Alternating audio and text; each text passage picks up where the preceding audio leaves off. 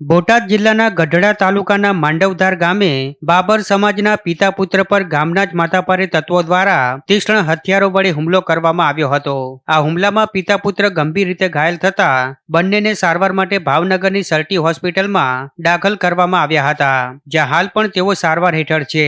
જો કે આ અંગે પરિવાર દ્વારા પોલીસ ફરિયાદ પણ કરવામાં આવી હતી। તેમ છતાં પોલીસ દ્વારા હજુ સુધી આરોપીઓની અટકાયત કરવામાં ન આવતા આરોપી ખુલ્લેઆમ ફરી રહ્યા છે અને ફરિયાદીને ધમકીઓ આપી રહ્યા છે તેવા આક્ષેપ સાથે ભાવનગર અને બોટાદના બાબર સમાજના લોકોએ મોટી સંખ્યામાં એકત્રિત થઈ બોટાદ એસપી કચેરીએ જઈ આવેદનપત્ર આપ્યું હતું અને આરોપીઓની તાત્કાલિક ધરપકડ કરવામાં આવે અને ભોગ બનનાર વ્યક્તિના પરિવારને રક્ષણ પૂરું પાડવામાં આવે તેવી માંગ કરી હતી।